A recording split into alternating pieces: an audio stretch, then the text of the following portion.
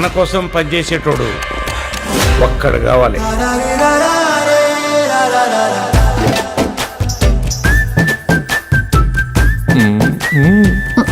భర్తలతో భార్యలు సిగ్గుతో అన్నారంటే ఉత్సాహంగా ఉంది రా అని అర్థం.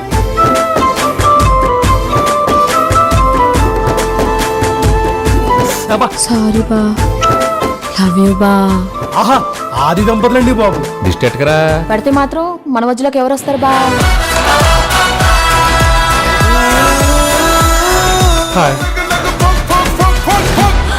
మీ ఆయన మీద నాకు ఎలాంటి ఫీలింగ్ లేదు.